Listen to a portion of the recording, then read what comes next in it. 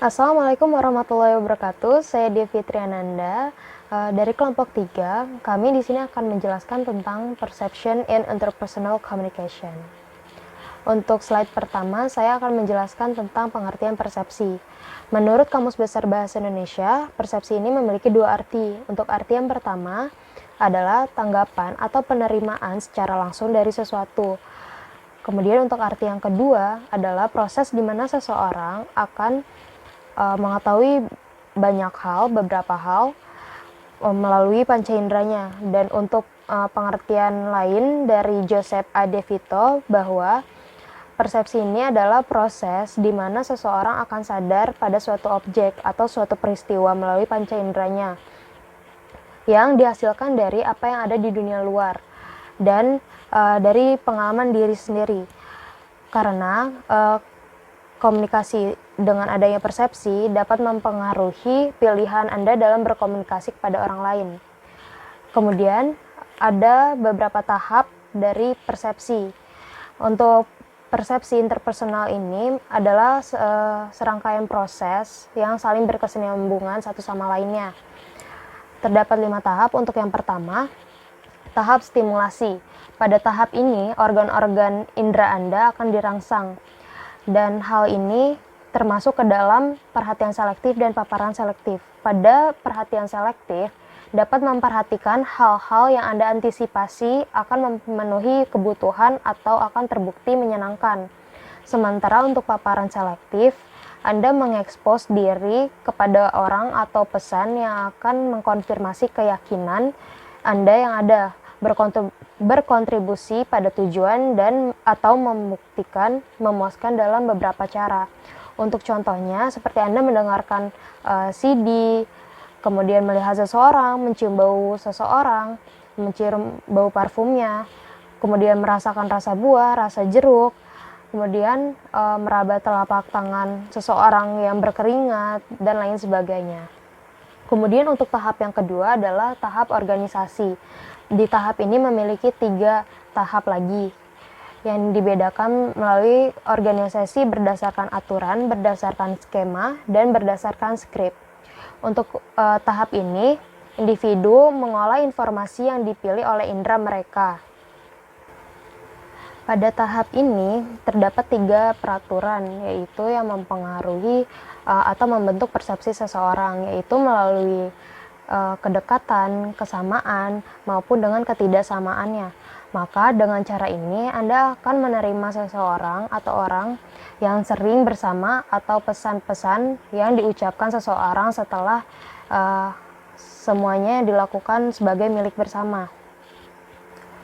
Kemudian ada tahap organisasi berdasarkan skema. Pada tahap ini, cara lain dalam mengelola informasi adalah dengan membuat skemanya, yaitu kerangka yang dapat membantu dalam mengelola berbagai informasi yang diperoleh setiap saatnya. Skema ini dibentuk dari pengalaman yang dapat diperoleh dari televisi, membaca, dan mendengar. Maka skema dipandang sebagai gagasan umum tentang orang, tentang diri Anda sendiri, baik secara kualitas maupun kemampuan, atau tentang peran sosial seperti karakter polisi, profesor, atau pimpinan perusahaan. Contohnya seperti Taylor Swift. Anda sudah berpikir bahwa Taylor Swift itu seorang penyanyi, memiliki penghargaan, dia cantik gitu.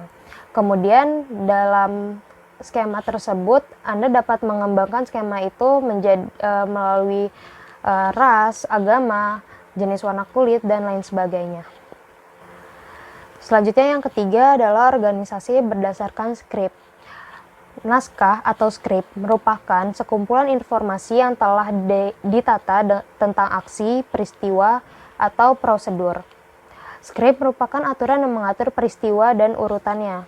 Sebagai contoh, ketika Anda membeli baju, ingin berbelanja ke sebuah toko baju. Pertama yang Anda lakukan adalah masuk ke dalam toko baju, melihat-lihat dulu baju yang sesuai dengan Anda, yang cocok dengan Anda. Kemudian Jika ada yang cocok, Anda mencobanya dulu untuk ukuran yang pas apa.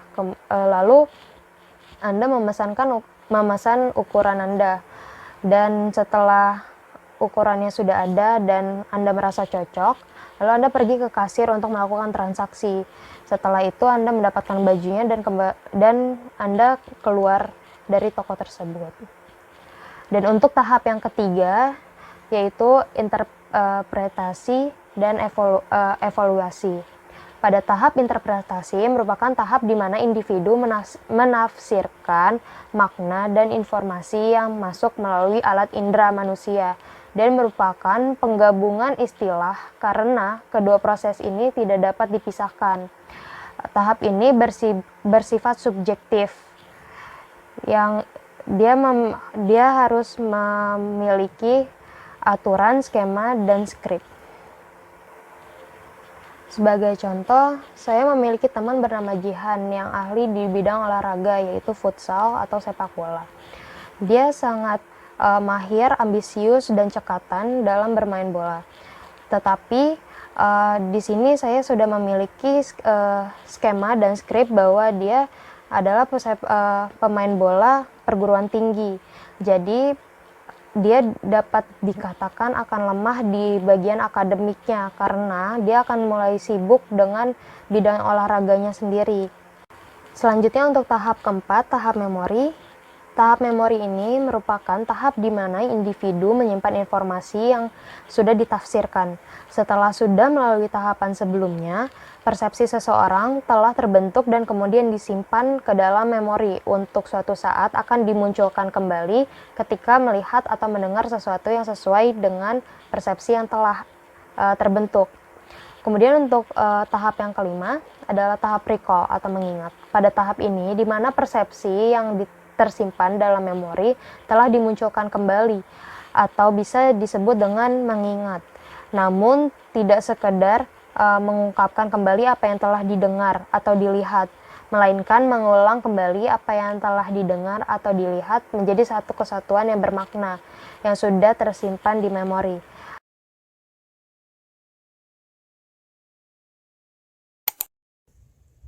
Assalamualaikum warahmatullahi wabarakatuh. Nama saya Salsabila Danasir Rahmania. Saya akan menjelaskan tentang perseptual proses.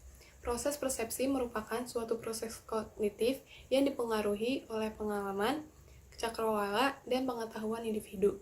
Pengalaman dan proses belajar akan memberikan bentuk dan struktur bagi objek yang ditangkap panca indera.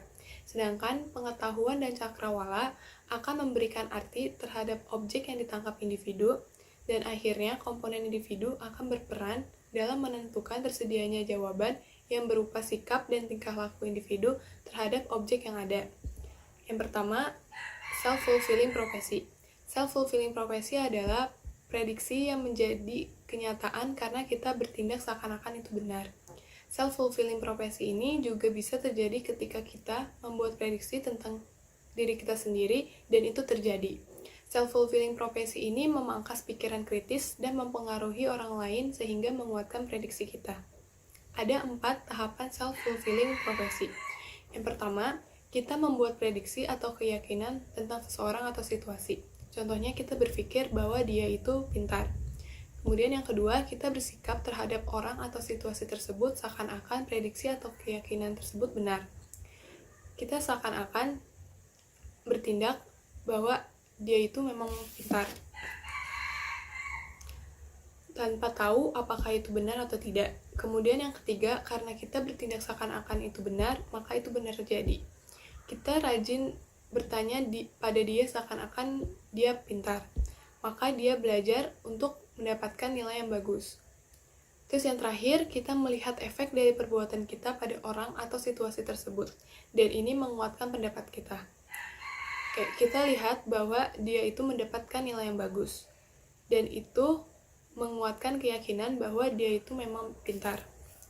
Kemudian yang kedua, ada implicit personality theory. Memberikan kategori berarti membuat konsep. Konsepsi ini merupakan teori yang dipergunakan orang ketika membuat kesan tentang orang lain. Setiap orang mempunyai konsepsi tersendiri tentang sifat-sifat apa yang berkaitan dengan sifat-sifat yang lain. Teori ini tidak pernah dinyatakan, karena itu disebut implicit personality theory. Halo efek ini terjadi ketika kita tahu seseorang memiliki beberapa karakteristik baik, seperti ramah dan murah senyum. Maka kita akan menilai seorang tersebut memiliki karakteristik baik lainnya, seperti rajin menabung dan tidak sombong. Sedangkan horn effect ini terjadi ketika kita tahu seseorang memiliki karakteristik negatif atau pemarah, dan kita cenderung berpikir bahwa orang itu memiliki karakteristik negatif lainnya, seperti antisosial dan pelit. Kemudian yang ketiga, perceptual accentuation. Perceptual accentuation adalah suatu keadaan di mana kita dalam melihat atau menilai sesuatu berdasarkan apa yang kita lihat. Keuntungan yang dapat kita perolehkan adalah dapat melihat dan mengingat segala sesuatu secara positif. Selain itu, kita juga dapat mengerti orang lain suka atau tidak sukanya dengan kita dengan prinsip ini. Kerugiannya adalah kemungkinan kita dapat salah dalam menilai suatu hal karena selalu melihat atau menilai berdasarkan apa yang kita lihat. Contohnya, saya menilai teman-teman saya baik dan benar.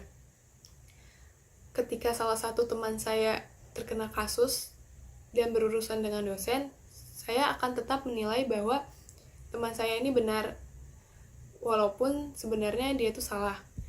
Kemudian, yang keempat, primasi resensi. Primasi resensi adalah proses penggunaan informasi yang datang lebih dahulu untuk mendapatkan gambaran umum tentang suatu objek, dan kemudian menggunakan informasi kedua untuk membuat gambaran lebih spesifik. Dari sini dapat disimpulkan bahwa kesan pertama yang tercipta lebih penting daripada tambahan informasi yang datang belakangan. Yang kelima, konsistensi. Konsistensi adalah kecenderungan untuk menjaga keseimbangan dalam persepsi dan sikap. Sebagian besar isi teori konsistensi seperti: pertama, kita akan mengharapkan orang lain yang kita sukai untuk menyukai kita juga. Yang kedua, kita akan mengharapkan seseorang yang tidak kita sukai untuk tidak menyukai kita. Yang ketiga, tidak menyukai musuh juga. Terus yang keempat, kita akan mengharapkan musuh kita tidak menyukai teman kita, tetapi menyukai musuh kita yang lain. Terus yang terakhir, semua hal yang di atas harusnya memuaskan. Lebih jauh lagi, kita akan berharap seseorang yang kita sukai untuk mengurangi karakteristik yang tidak menyenangkan atau yang tidak kita sukai. Apabila dilaksanakan, akan dapat menimbulkan bahaya, yaitu membawa kita untuk mengelak. Yang keenam, attribution. Atribusi memberikan gambaran yang menarik mengenai tingkah laku manusia.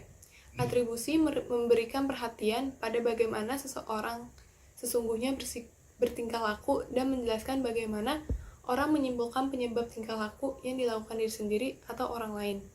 Dengan kata lain, seseorang itu selalu berusaha untuk mencari sebab mengapa seseorang berbuat dengan cara tertentu.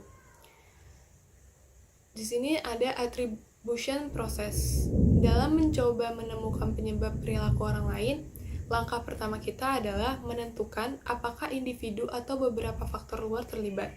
Artinya, kita harus terlebih dahulu menentukan apakah penyebabnya adalah internal, misalnya karena beberapa sifat kepribadian, atau eksternal, misalnya karena beberapa faktor situasional.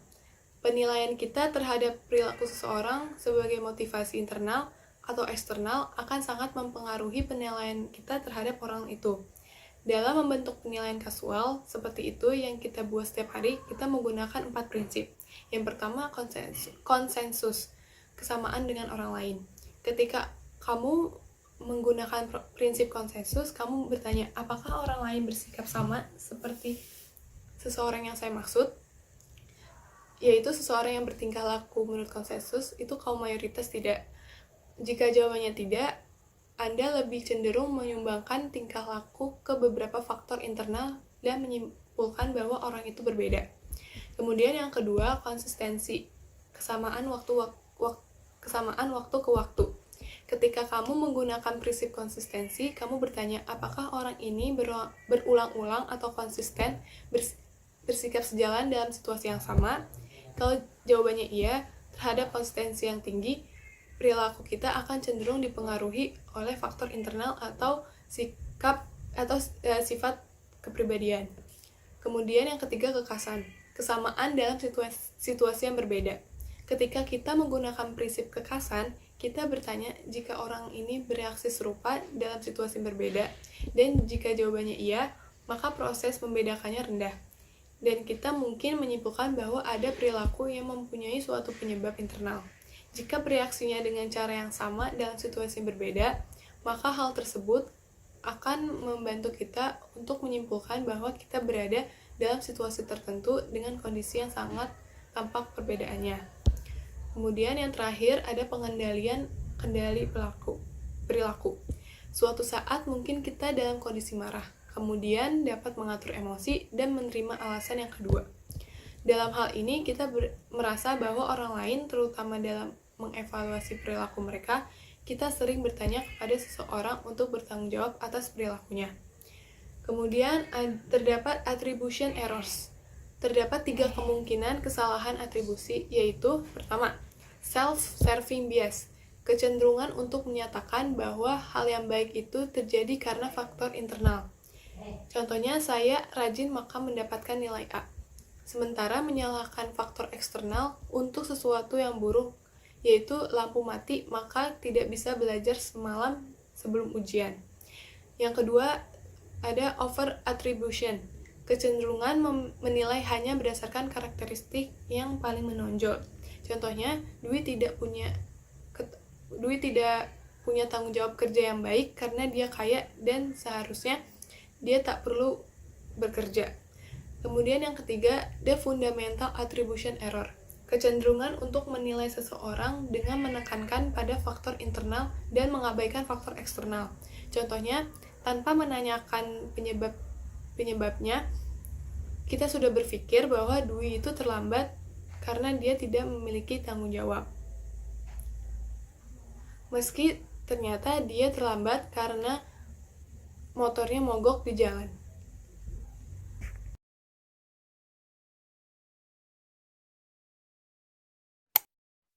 Assalamualaikum. Halo, nama saya Dwi Putri Anjani.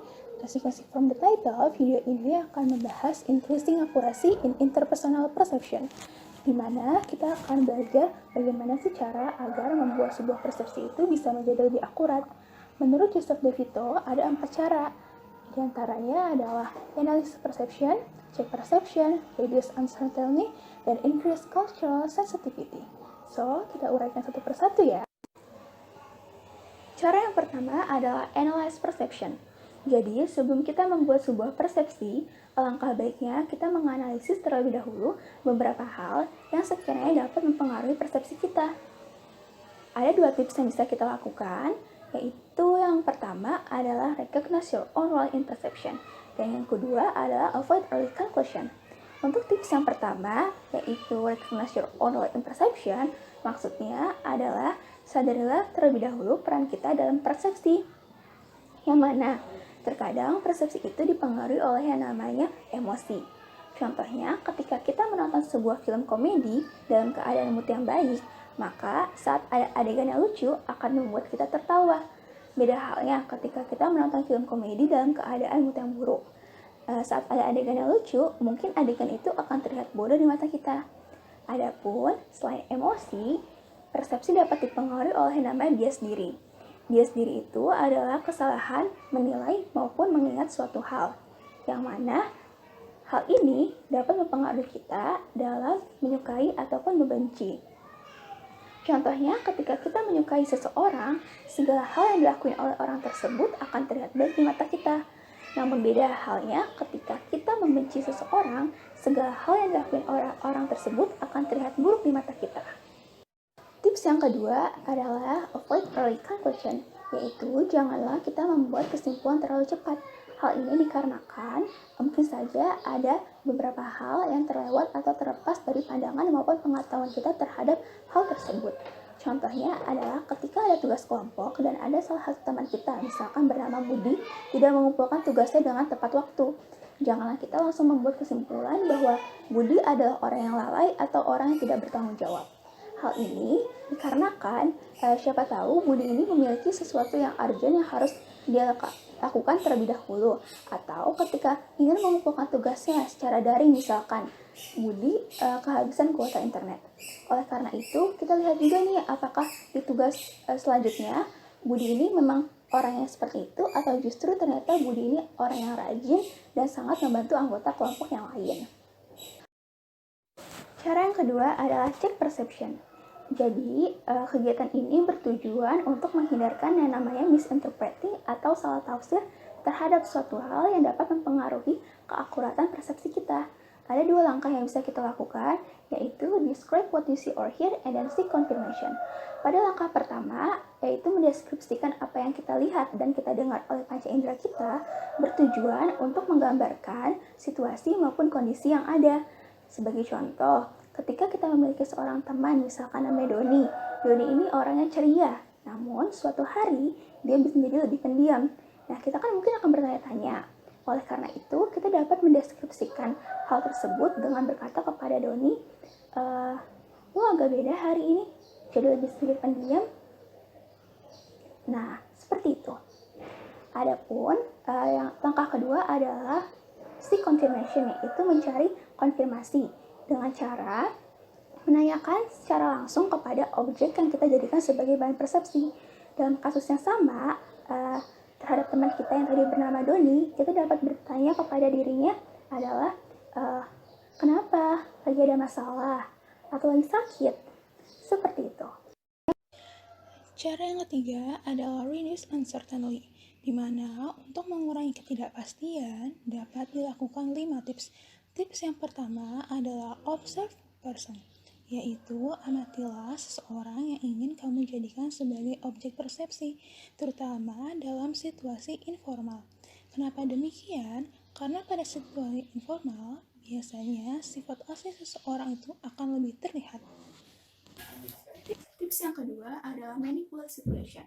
Maksudnya memanipulasikan situasi adalah kita membuat sebuah situasi di mana dengan situasi yang ada dapat menggambarkan bagaimana seseorang itu bertindak dan mengambil keputusan.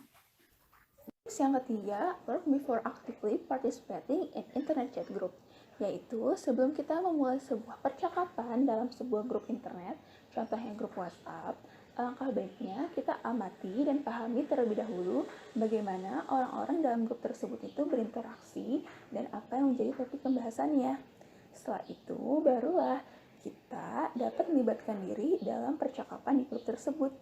Hal ini berguna untuk mengurangi ketidakpastian terhadap situasi yang terjadi. Yang keempat adalah ask others, yaitu untuk mencari tahu tentang seseorang yang kita jadikan sebagai objek persepsi, kita dapat menanyakannya kepada orang lain. Tips yang kelima adalah interact with individual, yang mana untuk mengetahui secara jelas seseorang yang dijadikan sebagai objek persepsi kita dapat menanyakannya secara langsung kepada orang tersebut. Last but not least, cara yang keempat adalah increase cultural sensitivity, di mana dalam hal ini yang bisa kita lakukan adalah memupuk rasa toleransi dalam diri kita dan menganggap bahwa semua budaya itu memiliki derajat yang sama dengan keunikan dan ciri khasnya masing-masing. Tak lupa juga pahami, pelajari, dan hormati budaya lain. Hal ini bertujuan untuk meminimalisir kesalahpahaman ketika terjadi komunikasi antar budaya. Contohnya, ketika kita telah mengetahui bahwa orang Batak itu memiliki nada bicara yang tinggi dan keras dan orang Jawa memiliki nada bicara yang lemah lembut, maka ketika dua orang dari suku yang berbeda ini berinteraksi, tidak lagi menimbulkan kesalahpahaman terhadap intonasi bicara mereka. Nah, bagaimana, sudah paham kan mengenai materi ini? Semoga video ini bisa bermanfaat. Wassalamualaikum. Bye.